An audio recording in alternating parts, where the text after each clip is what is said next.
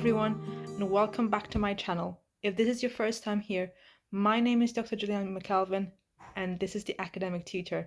So the purpose of this channel is to help midwifery students and other healthcare professional students throughout their journey at university by helping them with academic writing and supporting you in any way I can. So if this is your first time here, please feel free to subscribe to this channel. Help me grow this program to help all students throughout their journey. So today we're going to go through the journey of any piece of work, from identifying the question, understanding what's required, all the way to submitting your piece of work. And it's going to be a short video going through these little important sections which we need to go through when we're submitting our work. And I hope you find it useful.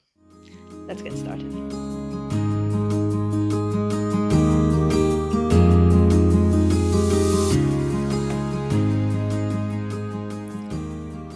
So, whenever it comes to writing or planning any sort of assessment, whether this is an essay, a report, a presentation, or any other assessment, there are always three basic principles which you need to follow.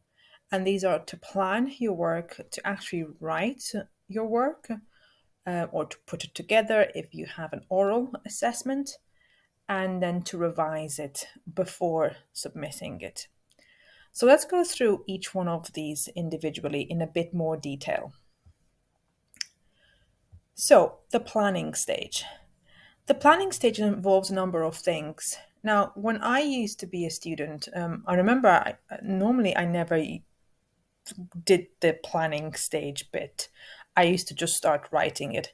And I learned, obviously through my mistakes, that was a big error on my part. And I learned how important the planning phase is. And there are a number of things which need to be addressed in this section. So first, we need to understand the task, the topic, the focus, and any restrictions available. So basically, if we have a learning outcome or a title or a question which we need to work alongside with, we need to make sure we understand what it's actually asking us to do. So when we're thinking about the task, does the essay title or learning outcome, does it tell us to explain something, to explore, to analyze, to critique, to reflect? These are all tasks which you can be assigned to do. And we also need to establish the topic and any focus which this might have. So for instance, the topic is normally a broad subject, which could be, for example, childbirth in general. But the focus is often going to be something which is going to be more detailed. So, for example, you might have a topic around the spiritual significance of childbirth. So here the spiritual significance is our focus, whereas childbirth is the broad topic. But you might also have restrictions in place, which could be related to age, ethnicity, or anything else, such as time or place. So, for example, we might have a title which is to explore the spiritual significance of childbirth among Muslim women. So here, our Muslim women would be our restriction. So that's our first step, that we understand what is exactly being asked from us to do. And if we have any doubt of what this might be, we need to make sure that we ask our university tutors just to make sure that we are on the right track. Because if we get this first part wrong, it is very likely that the rest of the work then is going to be inadequate because we might be off point.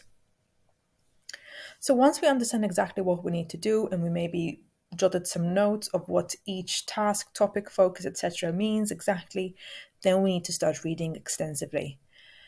And by reading extensively, obviously this means we're going to be reading around the topic, the focus, and the restrictions which we have. So using our example earlier, the spiritual significance of childbirth among Muslim women, then obviously these are the kind of topics which we're going to look for when we're going to do our research to find the resources that we need. It is important that we use the right resources. So normally this is going to mean that we engage with the library and maybe the subject librarian at our university. We might use the reading lists available, which were provided by our university tutors in any modules which we have available. And we're going to be using databases either available by the university or the university database itself. this is a very good place to start, because you make sure then that you are actually using the right resource. And by reading extensively, what we mean then is we're going to be reading a lot to make sure that we can generate enough knowledge and ideas to help plan our writing. Without this stage, we are not going to be able to excel and showcase our knowledge to our tutors. And then this might impact our grade, but equally, it will then limit our knowledge for use for when we're caring for the women that we look after, or when we're looking for after any other patient. So we need to make sure that we are reading extensively.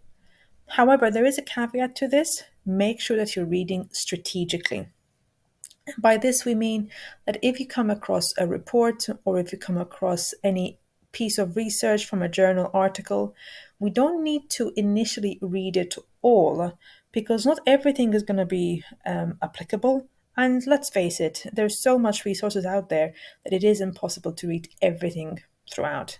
So by strategic reading, we mean, reading the summary of a report, or the key findings and recommendations of a report, reading the abstract of a journal article, and maybe reading the introduction and the discussion of a research article. And that will give you enough information to determine whether that particular piece of writing, whether it's a research or a report, is going to be applicable to what you need. And of course, I'll have another video available for you to highlight how we can read strategically, and how we can then make notes while we're reading, because that is something which is also important, that while you're reading, you're starting to generate ideas by taking these notes. You take them while you're reading, and then also after you read. Because once you've generated these ideas, that is then when you make a plan. It can be challenging sometimes to make a plan, because you would have so many ideas. So it's completely up to you how you put these ideas together, whether you want to free write, so basically just write down anything which comes to your mind from when you've been reading, or whether you can create a mind map of all the ideas which you have. But once you have everything in place, that's when you need to make the plan then. All the ideas which we have will not necessarily all make it into our essay or report or piece of work which we're doing. When we're making a plan, what we're going to be doing is looking at all the ideas which we have, and picking which ideas we're going to be talking about.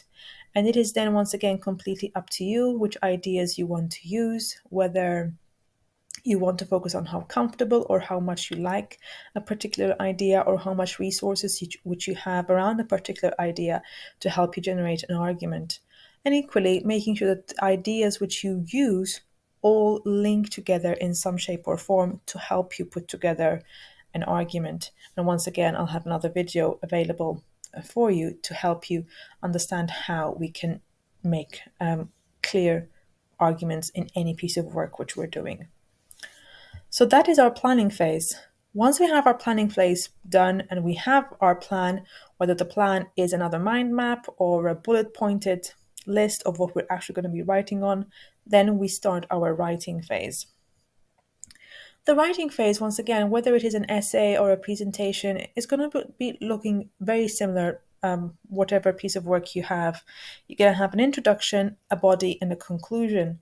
Now, normally I would always advise that you always start writing the body first, and start by writing one idea per paragraph.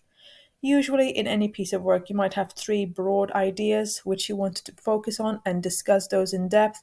So you're going to have about 1 idea per paragraph. And once again, each broad idea might have then different sections into it. So you might have smaller paragraphs for each larger idea. But this is where you should start. Write the body. And there's no particular order, since you're going to have different ideas which you're going to be focusing on. If today you're in the mood on writing on one particular idea, then start with that. You don't need to start chronologically. Start with whatever you're comfortable with, so that you're not faced with a blank screen in front of you. Once you've written all of your body, and you've written all of your ideas from your mind map, from the notes which you've generated, that is when then you will write your introduction, and finally you finish off in your conclusion. Now, going into a bit of detail on each one of them, when you're writing the body, Basically, each paragraph should start by you introducing the point of the paragraph. So basically, what are you going to be talking about in this paragraph? Then present the evidence and the information which supports that point.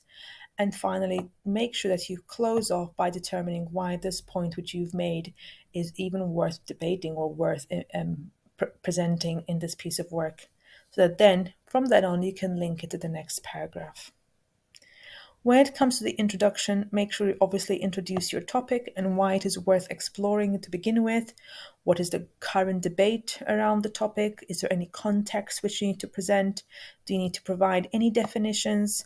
And then obviously signpost the structure of your work. So first you're going to be talking about this topic and then you're going to be talking about something else.